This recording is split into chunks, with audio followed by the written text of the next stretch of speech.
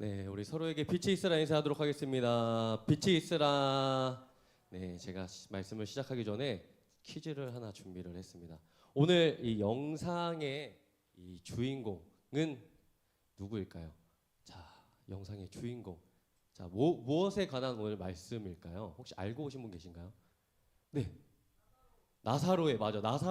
죽은 나사로를 살리신 예수님의 기적이라는 주제로 오늘 말씀을 나누길 원합니다. 제가 맡으신 분에게는 특별히 일따봉을 드리도록 하겠습니다. 자, 여러분 혹시 그 인생을 살다 보면 이런 순간들이 찾아오죠. 이제 더 이상 희망이 없다. 이제 끝났다. 이런 순간들이 찾아오기도 합니다. 더는 길이 보이지 않고 또 모든 게 멈춰버린 것 같은 그런 순간들 말이죠. 열심히 노력을 했지만 실패로 끝나버린 시험이나 사업들이 될 수도 있고요. 또는 붙잡고 싶었지만 헤어지기 싫었던 그 여자친구, 남자친구를 놓쳐버렸던 이 관계가 될 수도 있겠죠. 그리고 아무리 기도해도 나아지지 않는 이 병과 같은 문제들, 아니면 바뀌지 않는 상황과 환경들을 맞이하면 우리는 그때 하나님께 이렇게 기도하곤 합니다. 하나님, 왜 제게 이런 일이 일어났을까요? 하나님, 왜 제게 이런 시련을 겪게 하시는 겁니까? 사실 이 말 속에는 원망만 있는 게 아니죠. 하나님, 정말 제 곁에 계신 거 맞습니까? 하나님, 정말 저랑 동행하고 있는 거 맞습니까? 저의 기도를 들어주시고 있는 거 맞습니까? 라는 이런 질문이 담겨 있는 것입니다. 오늘 다루려고 하는 이 성경에서도 똑같은 장면이 나옵니다. 사랑하는 이 오빠를 잃은 한 여자의 이 이야기가 나오는데, 이 죽음을 맞이한 마르다가 예수님께 이렇게 이야기를 해요. 주님이 여기 계셨더라면 내 오라버니는 죽지 않았을 텐데요. 주님이 만약에 여기에 계셨더라면 내가 이런 슬픔을 겪지 않아도 되었을 텐데요. 라며 마르다의 입술을 통해 흘러나온 이 말은 단순한 불평과 원만이 아니라 깊은 절망의 한숨이 담긴 고백이었습니다. 주님, 왜 이제야 찾아오셨습니까? 왜 저를 그 자리에 버려두셨습니까? 하고요. 여러분, 마르다의 이 고백 어떻게 생각하시나요? 이 마음은 사실 오늘날의 우리의 마음과도 다르지 않습니다. 오늘도 우리 눈물 속에서 막다른 길목에서 마르다의 신음이 터져 나올 때가 있죠. 근데 놀라운 것은 이 마르다의 이야기가 단순한 비극으로 끝나지 않는다는 것입니다. 오히려 끝난 줄 알았던 그 자리에서 하나님은 새로운 이야기를 시작합니다. 오늘 말씀 제목은 끝난 줄 알았던 그 자리에서입니다. 마르다는 아마 영상에서도 보셨듯이 예수님만을 간절히 기다렸을 거예요. 예수님은 언제 오시나? 나사로가 병들었을 때 마르다와 마리아는 예수님이 빨리 오셔야 된다고 생각을 했을 겁니다. 그리고 주님 제발 빨리 오세요라는 마음을 담아서 이 사람을 한 명 섭외해서 예수님에게 보내게 되죠. 하지만 우리가 너무나도 잘 알고 있다시피 예수님은 그 사람을 통해서 이 소식을 들었음에도 곧장 그 나사로에게 찾아가지 않으십니다. 이틀을 더 지체를 하세요. 요한복음 11장 6절 말씀인데 한번 같이 읽어보도록 할까요? 요한복음 11장 6절, 없으면 제가 읽어드리도록 하겠습니다. 나사로가 병들었다 함을 들으시고 그 계시던 곳에 이틀을 더 요하시고. 아멘. 바로 그 문제를 해결해 주지 않으세요. 예수님은 그 분명히 신음하고 있는 고통을 겪고 있는 것을 알면서도 그 문제를 해결해 주지 않습니다. 결국 오빠는 죽고 이 마르다는 원망 섞인 목소리로 말을 하죠. 주님이 계셨더라면 제 오라버니가 죽지 않았을 텐데. 우리의 기도가 외면당한 것 같은 이런 순간, 주님은 정말 나의 신음을 들으시고 계시는가? 주님은 나의 기도에 응답하시는 분인가? 라는 의심이 찾아올 때 우리는 주님과의 관계에서 갈등을 겪게 됩니다. 하지만 제자들은 반대였어요. 주님 제발 가지 마세요. 주님 제발 그곳으로 가지 마세요라고 얘기합니다. 유대인들이 방금도 예수님을 돌로 쳐 죽이려고 했는데 그곳에 다시 가신다고요? 그들의 마음속에는 예수님과 함께하고 있었지만 여전히 두려움이 가득했습니다. 요한복음 11장 8절입니다. 제자들이 말하되 랍비여 방금도 유대인들이 돌로 치려 하였는데 또 그리로 가시려 하나이까? 제자들의 입장도 충분히 이해가 되죠. 가끔은 주님이 왜 나를 이런 길로 인도하시는가? 그냥 평탄한 길로 인도하시면 좋은데 왜 이렇게 굳이 내가 가기 싫은 길, 내가 두려움에 빠질 수밖에 없는 이런 길로 인도하시는지 예수님의 그 인도가 때로는 이해가 되지 않고 그 길이 두려울 때도 있습니다. 여러분, 우리처럼 우리는 같은 사건 속에서도 사람들의 생각이 전혀 달랐던 것처럼 한쪽은 빨리 오셔야 합니다 예수님이라고 이야기를 했고, 다른 쪽은 아예 가지 말아야 합니다 예수님이라고 이야기를 했습니다. 하지만 이들의 공통점이 있었습니다. 각자의 생각은 달랐지만 양쪽 모두가 주님을 신뢰하지 못했다는 공통점 말입니다.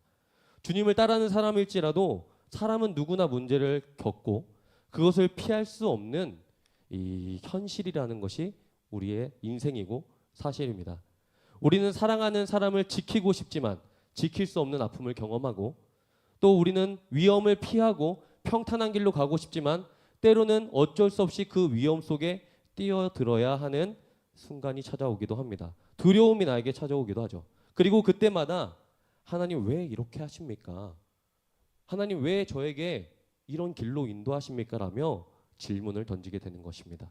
문제가 내 인생 가운데 생기면 이 상황이 커 보이면서 내 마음대로 흘러가지 않는 이 순간에 주님을 신뢰하는 마음을 잃어버리게 되는 것이죠. 마르다는 원망했고 제자들은 두려워했습니다. 그리고 우리도 오늘날 똑같은 마음을 가지고 살아가고 있습니다. 원망과 두려움 사이에 흔들리며 주님을 믿지 못합니다. 그런데 주님은 이 질문 앞에 오늘 멈추지 않으시고 우리를 꾸짖거나 외면하지 않으시고 오히려 희망의 말씀을 그들에게 들려주십니다. 요한복음 11장 4절입니다. 함께 큰 목소리로 읽겠습니다. 시작.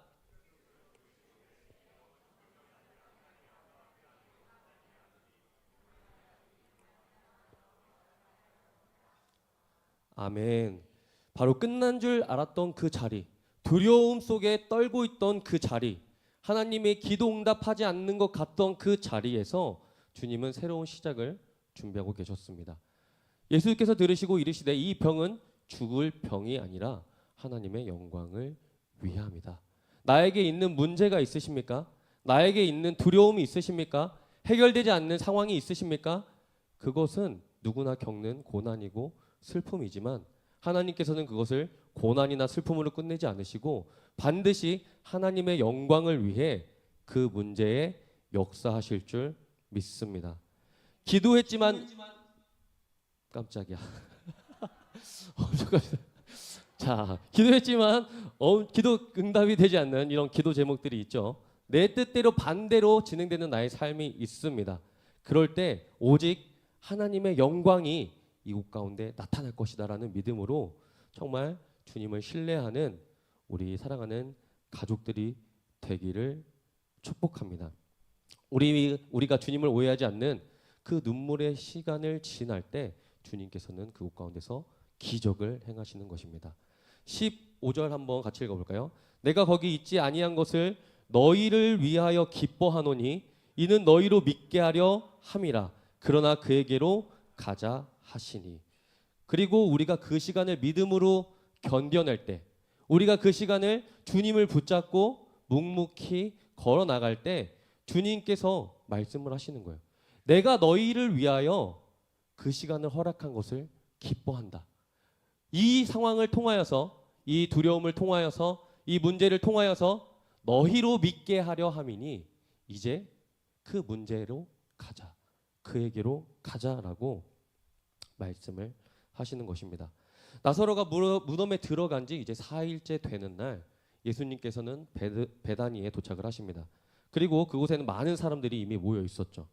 예수님이 오신다는 소식을 들은 이 마르다는 그토록 기다렸던 예수님이 오시자 아마 버선발로 달려갔을 거예요. 막 달려가서 그리고 눈물로 통곡하며 이렇게 이야기를 했을 겁니다. 주님이 계셨더라면 내 오라비는 죽지 않았을 겁니다. 라면서 원망하고 슬퍼하며 예수님의 옷자락을 붙들고 정말 간절히 예수님께 따지는 이런 모습이 있었겠죠. 그리고 그런 자신을 위로해달라고 이 마르다는 요청을 합니다. 이제라도 주께서 무엇이든지 구하면 하나님께서 주실 줄 알고 있습니다. 나는 내 오라비가 죽어서 너무나도 마음이 슬프고 힘드니 주님 뭐라도 제발 나에게 해주세요. 제발 나에게 위로해 주세요. 제발 나를 구원해 주세요라고 예수님의 옷자락을 붙들고 이야기했을지 모르겠습니다. 아마 그런 마르다의 등을 이렇게 토닥이면서 예수님은 이렇게 이야기하셨겠죠. 마르다야, 내 오라비가 살아나리라. 마르다야, 내 오라비가 살아날 거야 라고 이야기를 하셨을 거예요. 하지만 근데 마르다는 이 말을 여전히 믿지 못했어요. 그래서 마지막 날 부활 때는 살아나겠죠. 마지막 날 때 부활 때는 다시 살아날 것을 제가 믿습니다. 즉 먼 미래에는 가능하다고 생각을 했지만 지금 여기에서는 불가능하다고 예수님의 말씀을 불신한 것이죠. 그래서 예수님은 그때 바로 이 믿음을 이야기를 하십니다. 오늘 핵심 구절인데 한번 같이 띄워주시겠습니까? 본문 25절, 26절입니다. 자, 큰 목소리로 읽겠습니다. 시작.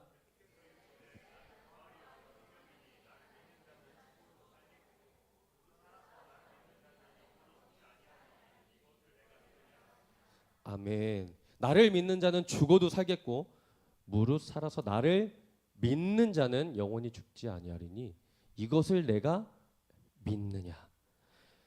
여기서 우리는 중요한 것을 깨닫습니다. 문제의 해결은 상황의 변화가 아니라 믿음의 회복에 있습니다. 문제의 회복은 상황이 변하고 나의 어떠함이 바뀌는 것이 아니라 믿음이 회복될 때 그 문제가 해결이 되는 것입니다. 마르다야, 내가 나를 믿느냐? 마르다야, 내가 부활이요 생명이라는 것을 네가 믿느냐? 라고 주님은 믿음을 말씀을 하시는 거죠. 우리는 가끔 이런 문제에 되면, 이런 어려운 환경들을 경험하게 되면 우리는 자꾸만 주님께 문제의 해결만을 원합니다. 주님, 이 문제 해결해 주세요. 이 병 낫게 해 주세요.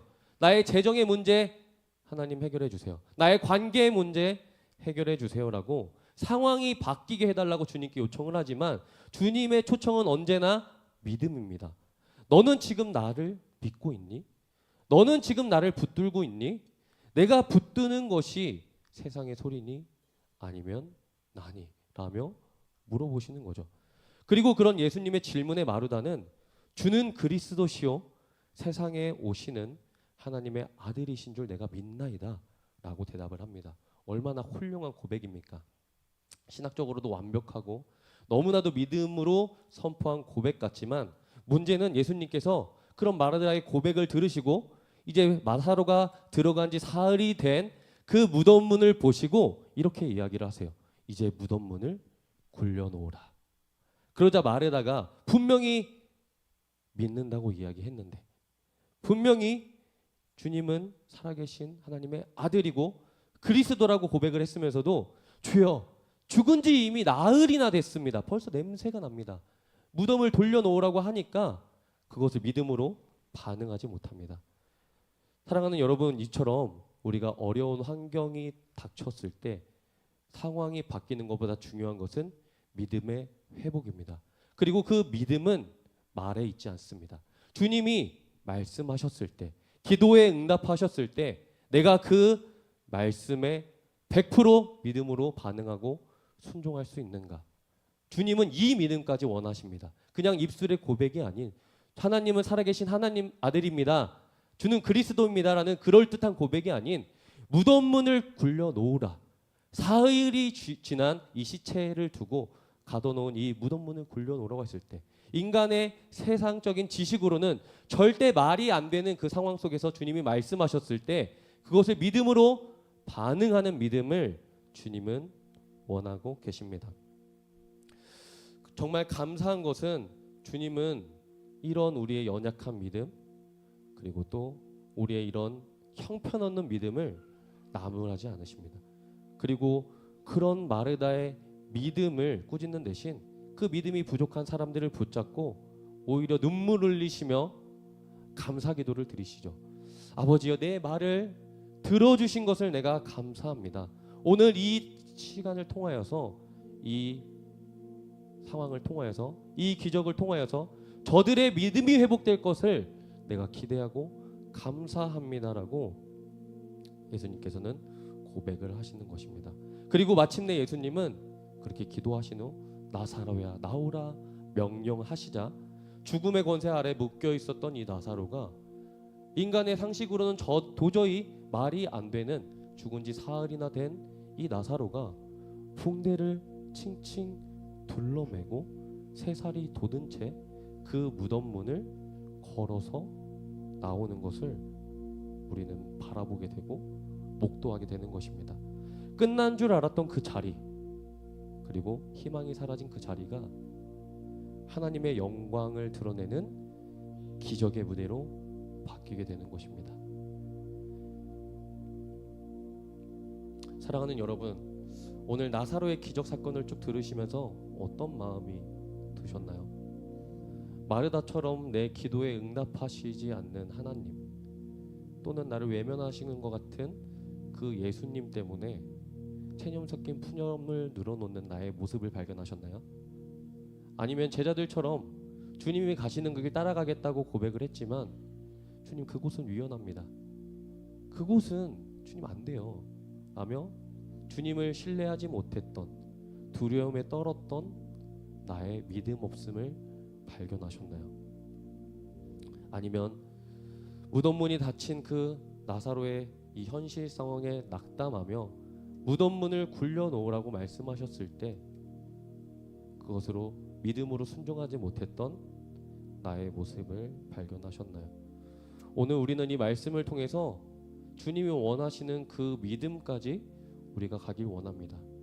그리고 주님은 우리의 그 믿음을 통해서 기적을 행하시고 우리의 삶을 바꾸시고 우리를 통해서 하나님께 영광을 올려드립니다. 끝났다고 말하는 순간 다시 주님을 바라보시길 바랍니다. 실패는 끝이 아닙니다. 새로운 시작의 무대가 될 수 있습니다. 믿는다고 말만 하지 말고 돌을 옮겨 놓는 순종을 하시길 축복합니다. 믿음의 행동으로 무덤문을 열 때 나사로의 기적을 경험할 수 있습니다. 그리고 주님의 사랑을 확신하시길 바랍니다. 아무리 내가 흔들려도, 아무리 내가 늦어도, 아무리 내가 연약해도, 두려움에 떨어도, 불신해도, 그럴듯한 말로 고백만 하는 나의 모습일지라도 주님은 우리를 절대 포기하지 않으십니다.